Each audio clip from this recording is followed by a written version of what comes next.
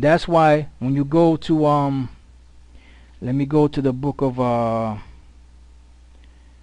first let me go to the book of Daniel, and we'll go back to that.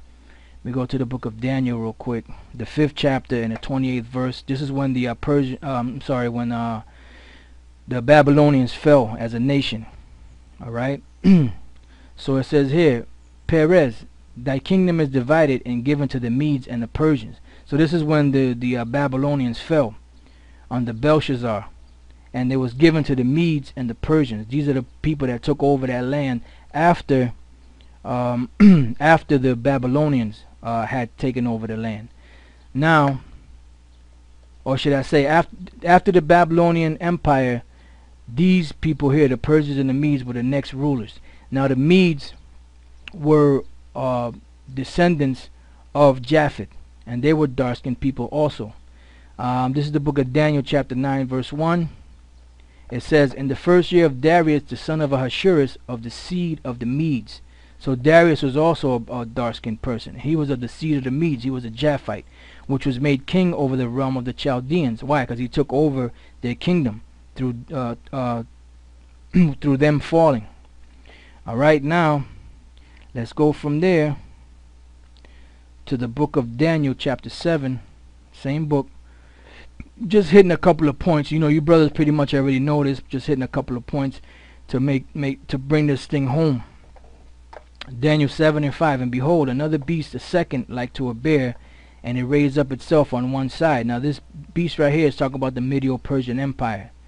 It says, and it raised up on one side. Why? Because the Medes came in first, but the Persians towered over them. They actually became the greater of the two nations. So they became higher than the Medes. Even though the Medes reigned first, but the Persians took over. They became a greater nation.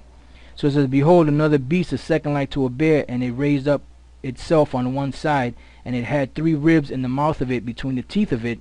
And they said thus unto it, arise, devour much flesh.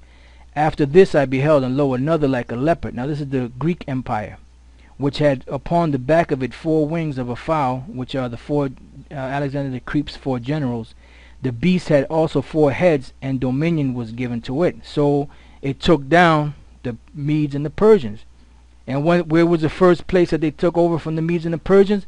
First off, they were in the land of Kittim. All right, now let's go from there to the book of First Maccabees, because that's where they came from. Because at that time, Philip and the Edomites were already fighting to get up into Europe, and the first places that they took over was like in Kittim, and really in like Greece, because they came out of Kittim, which they were there, but they were slowly but surely moving up in there, because going back to Haman the Macedonian, he was plotting. He was a Edomite, a cracker, a Macedonian, and he was trying to get up into Europe and trying to take over the realm of the Persians and the Medes, but it didn't happen, because he was trying to kill Mordecai, because Mordecai was going to expose his monkey ass, and the thing turned back and backfired on him, so he ended up getting put to death. That's why we celebrate today the Feast of Lots, which is Purim. So First Maccabees, the 1st chapter and the 1st verse, it says, and it happened after that Alexander son of Philip the Macedonian, who came out of the land of Kittim. Not that he was from that land, he came from that land. He was there. I mean, he may have been born there, I don't know. But the point is that that's where he came from. And it says when he came from there, he said he had smitten Darius, king of the Persians and the Medes, that he reigned in his stead, the first over Greece. So this was the first Edomite that reigned over Greece. Why they say they reigned over? Because the Greek, they already had kings among themselves. So what happened was, it said that he reigned the first over Greece. The first what? The first Edomite over Greece. So this is a timeline of ancient Greece, right? Because Alexander the Creep, he was the first Edomite to rule over Greece. Now this is the ancient timeline of Greece, and you see here in 2800 BC the doomed tombs in Crete, the Minoan civilization, which we read that the Minoan civilization, they were actually dark-skinned people, right? Those are the first inhabitants of Greece, in that region, And as you read on down through here,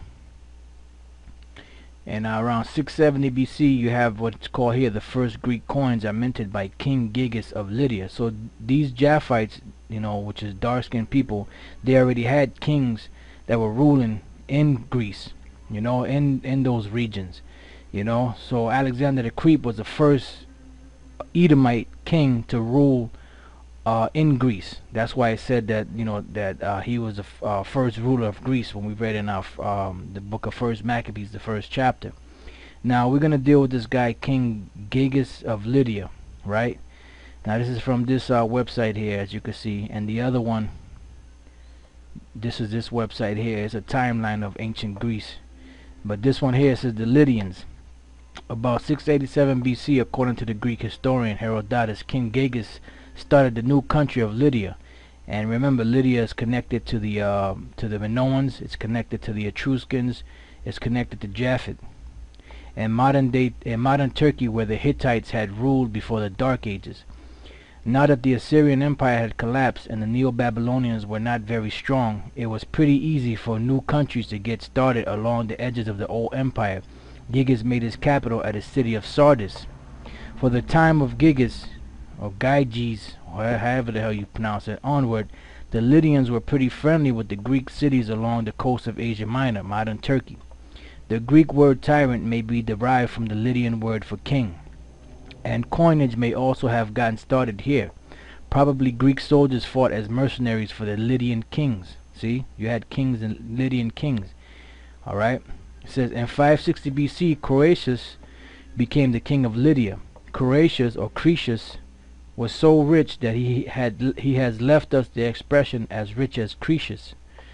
Herodotus talks a lot about King Croesus, who he says was a friend of the Athenian Solon. According to Herodotus, King Croesus seems to be pretty much telling the Greek cities of Asia Minor what they can do. The Lydians seem to have had power over the Greek cities near them. So you had kings prior to Alexander the Great, which is the Edomite, that ruled over Greece. You had kings among the real Japhites, the dark-skinned people, that were already ruling in that region. That's why when it turned over to Alexander's power, what happened was Alexander was the first Edomite to rule over Greece. The first of those Edomite kings to rule over Greece. So it says, then in about 550 BC, Cyrus the Great attacked Lydia with the Persian army. Croesus apparently sent a messenger to the Greek oracle at Delphi, asking what he should do. The oracle said that if Croesus fought Cyrus, then a great kingdom would be destroyed. Croesus thought this meant that he would win, and so he fought Cyrus, but in fact Cyrus won, and Croesus realized that it was his kingdom that would be destroyed. In the end, Croesus and Cyrus seem to have made some sort of truce, but after the death of King Croesus in 546 BC, the Persians really took over Lydia, and soon they began to control the Greek cities nearby too.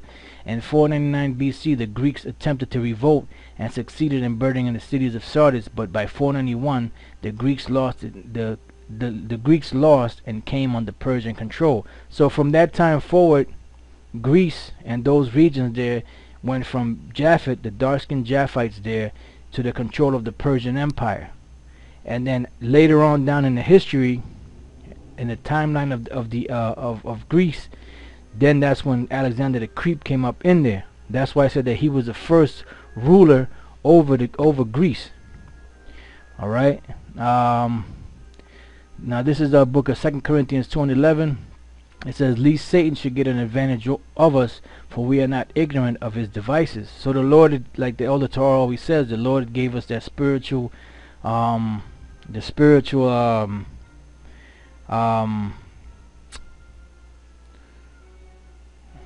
Lord gave us a spiritual, the Lord gave us a spiritual filter, so that we're able to discern what's truth from what's lies. That's why it says here, "Lest Satan should get an advantage of us, for we are not ignorant of his devices." And here in the book of Ecclesiasticus, in the Apocrypha, Ecclesiasticus 5:15, "Be not ignorant of anything in a great matter or small." So the Lord be revealing certain things to us, and we just do it to reveal it to you brothers, so you brothers can know that you know what we're telling you is the truth, you know. And those of you that can't get it, it's not meant for you. And those of you brothers that got it and already know it, then that's beautiful. But read that again. And it happened after that Alexander, son of Philip the Macedonian, who came out of the land of Kittim, had smitten Darius, king of the Persians and the Medes. It's just like Elder Tahar always says. It says like like here it calls him a Macedonian, but we know that the real Macedonians were dark-skinned people, right? But then when he came on there, he took over that region. So that's why they call him the Macedonian. It's just like this guy, the Seleucid Empire. They took over Syria, right? They call them Seleucidians, but are they really Syrians? No. The real Syrians were dark-skinned people, but they took over that region of land, so they called them that. They called them Syrians, but they were really Edomites. That's why Alexander was called a Macedonian. Why? Because he came out of that land. You know, not that he was actually from that land, but he came out of that land. You know, when they conquered it, because his father Philip was the one that conquered certain portions of land, but he didn't take over the whole known world. That was Alexander the Creep's job. So it says, and it happened after that Alexander, son of Philip the Macedonian, who came out of the land of Kittim, had smitten Darius, king of the Persians and the Medes, that he reigned in his stead, the first over Greece. All right. And you know, pretty much with that, I mean, the point is pretty much made. You know, I had a couple more scriptures, but I just want to leave it at that, you know, so you brothers can meditate on that, and you can see that the original people that inhabited that land of Europe was dark-skinned people. All right, and it's proven through the Minoans, through the Etruscans, through the Pelasgians or Pelagesians, and many others. All right, so with that, I hope you brothers learned something. Until the next time, I say shalom.